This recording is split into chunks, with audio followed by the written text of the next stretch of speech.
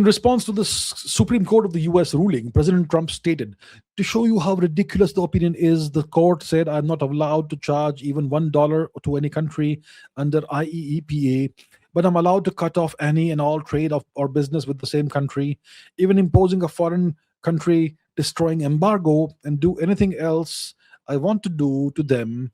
How nonsensical is that? So Trump is complaining about this Supreme Court judgment. Okay. In light of this statement and what's happened, and his indication that he might use other statutory authorities to maintain existing tariffs or impose an additional 10% levy, how should India interpret the implications for US-India, US trade policy stability, India's negotiating leverage, and the broader India, US-China strategic and economic confrontation? Okay, so Trump imposed a massive slab of tariffs on essentially every country last year, the Liberation Day tariffs or whatever he called it, right? And he did this under the IEEPA, the International Emergency Economic Powers Act, which is an act that came into existence in 1977. This IEEPA gives the US president authority to regulate certain international economic transactions after declaring a national emergency. So he has to first declare a national emergency, and then he can use the IEEPA to regulate various transactions with various countries. So when can a president invoke IEEPA?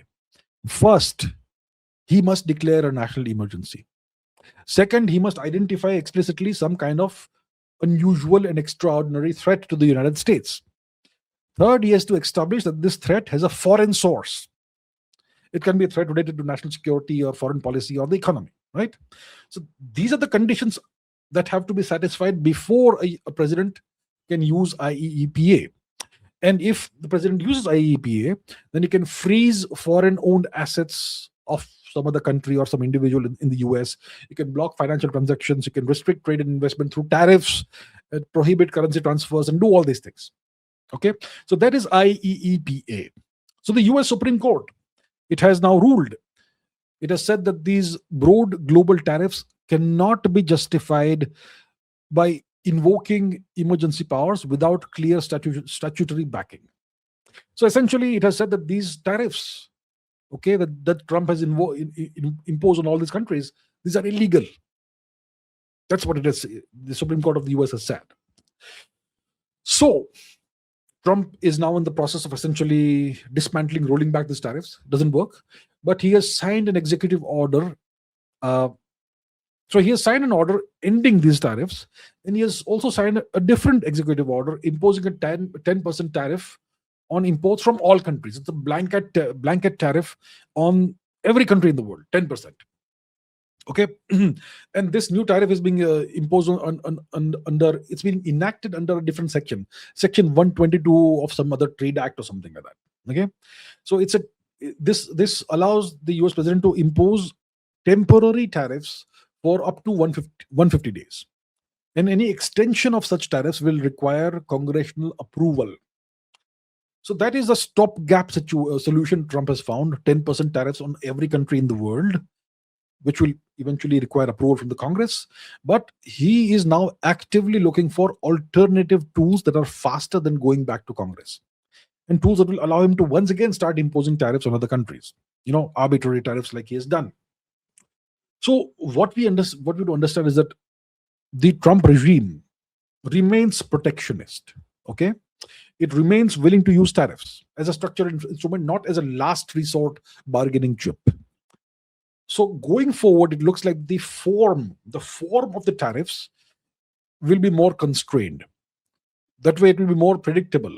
And if he goes beyond that, US citizens and law firms can once again litigate against him, right?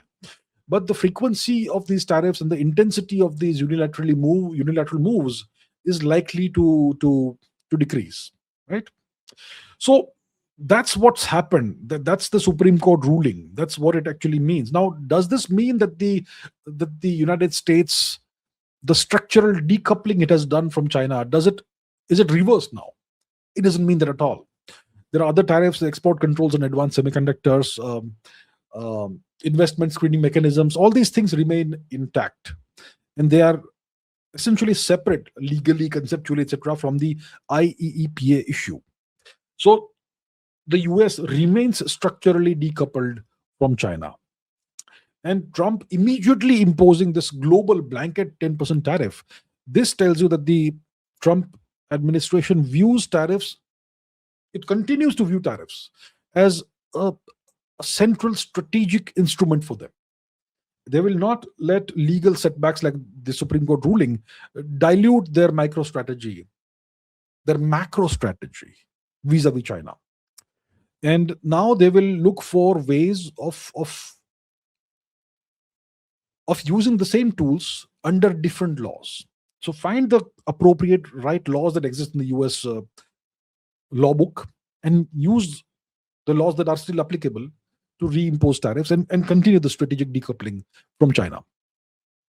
Now we have to understand that these tariffs, when they're used against American allies, they obviously cause collateral damage to American allies and partners, which obviously is a problem when you're trying to build a coalition against China, against Beijing. Many European nations are trying to once again partner with Beijing because of the tariffs that the Trump administration has imposed on them arbitrarily and pretty cruelly, right?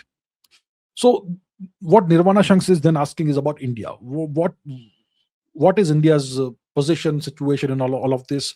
Does India have any negotiating leverage and so on? So we have to remember that India is not in the same category as China for the US. India is nothing compared to China. I mean, India is not as powerful as China. India is not that big of an economy as China. And the US continues to essentially frame India as a strategic partner, right? And they want to use India as an essential component of their supply chain diversification away from China in fields like electronics and pharmaceuticals, critical minerals, Pax Silica, all of that.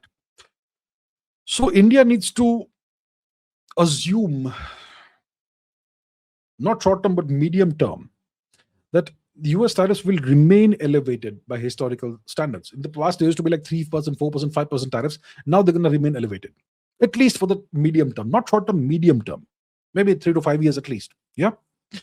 And India should understand that these legal constraints that the US administration is facing, they don't change Trump's approach and his attitude towards the world. Okay, he's going to find other means of achieving what he wants to achieve. India should understand and realize that the China challenge ensures the US is facing the China challenge. China has risen. The US wants to essentially isolate China and cut China down to size. And the US is worried about China's technological rise, right? So this is the China challenge that the US faces. And this ensures that the US continues to differentiate between China and nations it can use more profitably, right? So in the meanwhile, India should diversify, obviously. India should sign FTAs with as many nations as possible, including EU, which we have done, the UK, we've done Australia, we've done UAE. Do more, do Canada, do wherever else possible. So we need to diversify. These are called buffers. India should find buffers, right?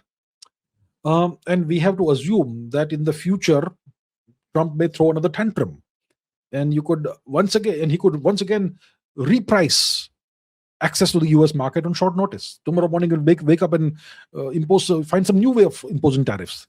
And tariffs once again go back to 20%, 25%, God knows what, right? So we have to assume this will happen again. It's possible. And also India should also try and